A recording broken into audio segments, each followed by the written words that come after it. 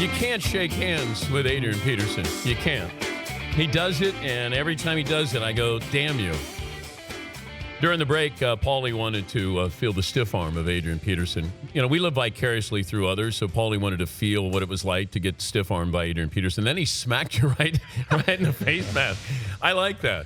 It's like a dream come true. I know, but we don't have to do this for a living. Right. But I mean, that's Adrian Peterson. Yeah, our next guest has to do this for a living. He's J.J. Watt of my Houston Texans joining us here.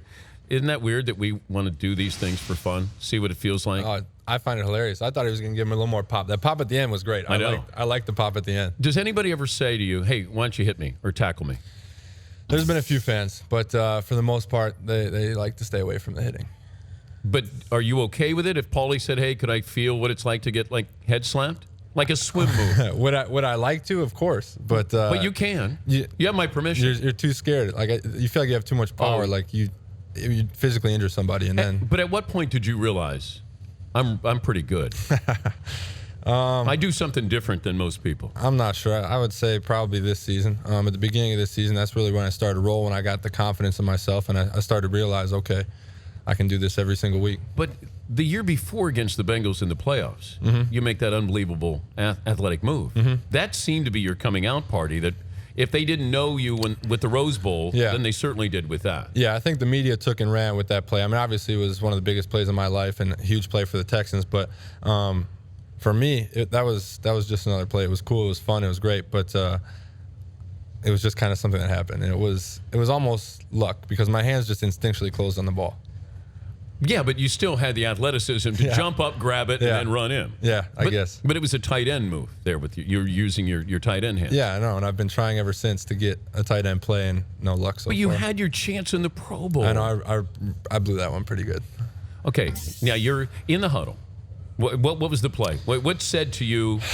I don't even know the play call. I just knew when I was in the game, I had one thing I could do, and so I lined up way out there. That was it. I think the only part of the play I knew was called Maui because we were in Hawaii and they called Maui, and I lined up like offsides at first, and then Peyton had to call me back in, and I was all over the place. I was so excited, and then I dropped it. So. But can you be friends with offensive players? You know, here's Peyton. You want to, not you want to kill him. Yeah, no. In Hawaii, I could, especially when he's going to throw me the ball. I wanted a good ball.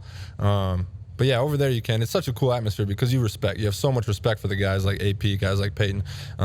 You respect what they do and how hard they work. So it's nice to be able to show them how much you admire them. But you heard Peyton. He wants to save the Pro Bowl and he wants people to play hard. Can you play any other way? Did you go half speed in the Pro Bowl? No, I went pretty hard. I would say I was at 85, 90%. Obviously, you never want to go and kill a guy if you get a free shot in the Pro Bowl. But I went pretty hard, and I enjoyed the week thoroughly, so I want to keep it going, and so I was trying to do my part. Yeah, I think it should be skills or something, like a competition. Instead of playing a game, because I don't think it's fair to you guys to play a game after playing a long season. Well, the way I think about it is a lot of people complain, a lot of points are scored, like 63 or whatever the points were. But you watch the NBA All-Star game, there's 150, 160 points scored, and nobody complains about that. So I think it's fun. I think I had a good time, and I'm going to go back as many times as I can. He's J.J. Watt, the Texans defensive end, joining us, Dan Patrick Show. Best defensive player in the game is who? Me. Okay, good. All right. That's nice. I appreciate having that attitude. Yeah, I mean, you have to. If you don't believe in yourself, who will believe in you? Who's the second best? That's a good question. If you're drafting a fantasy draft of defensive players, I'd take Von Miller. Really? Yeah. I mean, he's a young guy, obviously. He got plenty of years in him. He plays the run very well as the pass. He gets after the passer, but he also plays the run well, which I appreciate. Give me the quarterback that you grew up saying, you know what, if I ever get a chance, that's who I want to sack. I mean, growing up in Wisconsin, it was Brett Favre, so I never But you didn't want to sack him, though, did you? You were growing up in Wisconsin. It would have been cool. You know, growing up, it would have been like, I guess growing up, I probably shouldn't have wanted to sack him, but that's weird. I did. So maybe that's the defensive end in me. Yeah. Maybe you wanted, when he was with the Vikings, you wanted to sack him. Yeah, definitely. Finishing the season the way you did, the way you started to the way you finished. Yeah. Successful year? No. In my mind, if you don't finish with the trophy in your hands, it's unsuccessful. And in this league, that has to be your mindset. And I mean, it was frustrating. We had a chance at the 1 seed and we didn't do it. And we had a great year. We won our division, but it wasn't. To me, I want to win a Super Bowl. And if you don't do that, I don't see it as a success. If I said you can face Peyton Manning or Colin Kaepernick, As a defensive end, who do you want to face? That's a good question. I mean, Peyton can sit back there and put it wherever he wants it, but Kaepernick will run all over. I'll take Peyton. I mean, as hard as that is to say. You would want to face Peyton? I mean, I just a non-moving target? Yeah. I don't like chasing the guys all over the place. But I'm not a huge fan. What about RG3 and Kaepernick? Is there a difference in the style of what they're trying to do? I don't know. Now you're getting into who's a better quarterback, because for me, with those type of guys, you need to keep them in the pocket and you need to make them beat you as a drop back quarterback. And so then you get into who's a better actual quarterback and who can run and scramble better. So I don't know. That's a good question though. Okay, clear something up. Did you spit on the logo with the Patriots? Yeah, okay. I do it on purpose. I do it every single week, home or away. People made such a big deal out of that. Yeah. Every single week I jog to midfield, I spit a little bit and I wipe my feet and then I stretch. Every week, home or away. And so you hawk a loogie on the logo. I do not hawk a loogie. I went out there and it's not a loogie. I'm not hawking anything up here. I don't have the flu and I'm just phlegming everything. No, it was so innocent and people I could not believe. When I got in the locker room after the game and saw it, I was like, you got to be kidding me. Brady say anything during the game? During the game, no. After the game, we just had a handshake and I said, you're a heck of a player. He said, you're a heck of a player. That's it. Mutual admiration society there?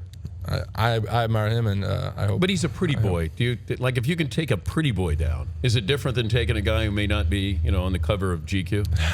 I mean, it always feels good when you're taking a great one down, and obviously a guy who's most likely a future Hall of Famer. You like to have those on your list. My first ever sack was Drew Brees, so that was pretty cool for me. And I've got guys like Peyton and Aaron Rodgers and Tom Brady. Do you have a list at home? I don't have like a written down list, but in my head, I got them all. Pictures on your like a hit list here? Yeah, I got them all. Yeah. I thought Rick Riley's story that he did with you was unbelievably well done. I appreciate that.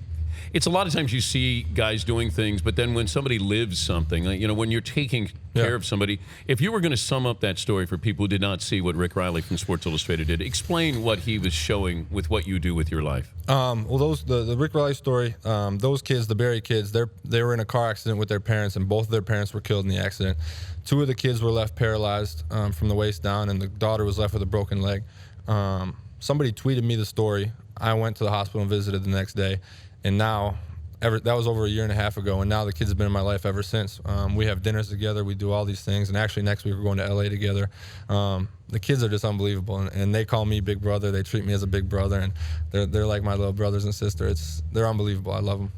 It's a great story. Yeah, Riles with ESPN did the story earlier this season. I know your hair's looking good. First thing I noticed when you came in, and I go, wonder what product he's using on his hair. You're using Axe, aren't you? I'm using the Axe hair spiking glue in my hair. I used it earlier today, by the way. Beautiful. And I didn't even know you were coming in. Your hair looks phenomenal. Thank you. We have some in your bathroom, some Axe hair products in your bathroom if you need them. Do you do your hair before a game? No. No, before a game, I'll just put water in it and run my hands through it. But, I mean, I'm going to put it in the helmet, so it's going to get messed up. Could you ever go Clay Matthews? No.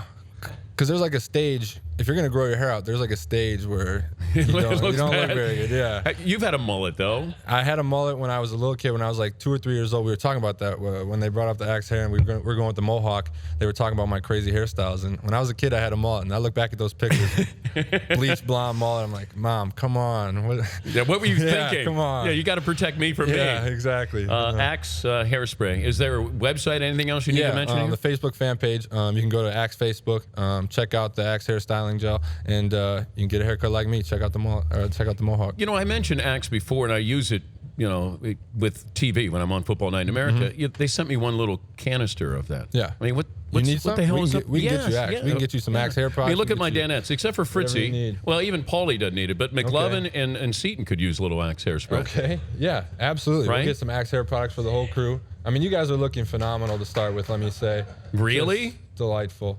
Good looking crew. By the way, these chairs, this is nice. Yeah, I know. This is the bus. I want to shoot hoops. You're going to go out and shoot? I want to shoot some hoops. Okay, we'll shoot hoops top of the hour. Could you take all 4 of these guys at once? If we went into the octagon? No doubt. I love that you're humble. You're modest. Couldn't you pause just a little more when you said it? No. Let's try that again. Could you take all 4 of these guys? No doubt. Yeah, thank you. He's J.J. Watt, courtesy of Axe Hair Products. Great to see you again. Thank you, too.